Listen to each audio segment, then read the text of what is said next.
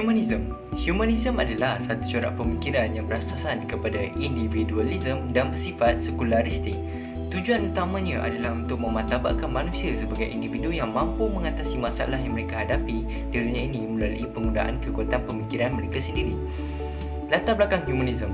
Pemikiran humanism sudah muncul sejak zaman Yunani lagi, tetapi telah dipinggirkan setelah agama Kristen yang mendominasikan corak berfikir orang Eropah.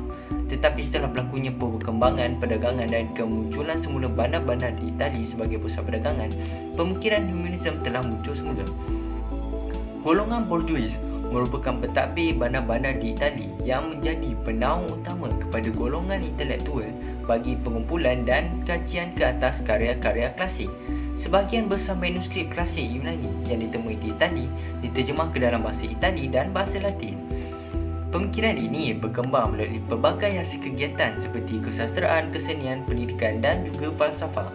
Setelah pertengahan abad ke-17, meskipun humanism terus mencorakkan pemikiran Eropah, tetapi pengaruhnya tidak dominan lagi setelah munculnya corak pemikiran lain seperti kapitalisme, absolutisme dan nasionalisme. Ciri-ciri humanism. Yang pertama, humanism theosentrik. Humanism tersentrik mendasarkan semua akhlaknya kepada kewujudan Tuhan yang menentukan bahawa mendedahkan apa yang baik dan yang buruk. Humanism sejarah lahir pada akhir zaman pertengahan.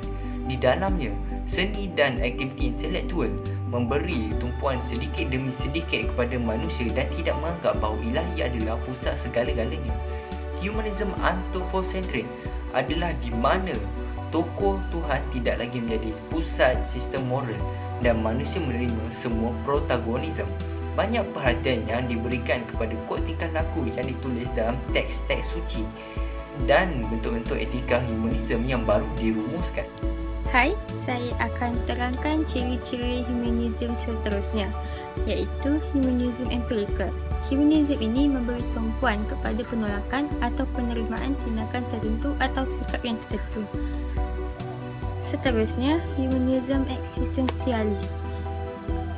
Humanism ini menekankan pentingnya menolak totalitarianism material dan intelektual yang memaksa orang untuk direkrut untuk tujuan khusus yang menghalang mereka daripada berfikir di luarnya.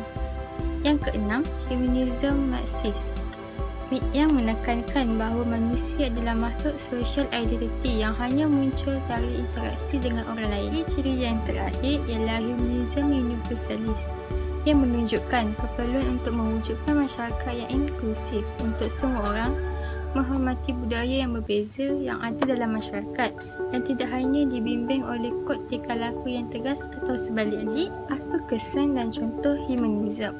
Yang pertama, humanism boleh menimbulkan pelbagai masalah kerana pada dasarnya kepercayaan ini menafikan kewujudan Tuhan. Mereka seperti tiada pegangan hidup dan tidak dapat membezakan perkara yang benar atau yang salah. Selain itu, ia turut menyumbang kepada pelbagai masalah yang lebih serius, terutamanya pergaulan bebas tanpa batasan agama yang ditetapkan. Masalah pembuangan bayi, gejala yang tidak sihat seperti maksiat dan zina juga akan berleluasa dan menjadi lebih serius. Kesimpulan yang saya dapat buat daripada tajuk humanism ini ialah bahawa kemasukan ideologi ini boleh membawa kepada implikasi yang negatif.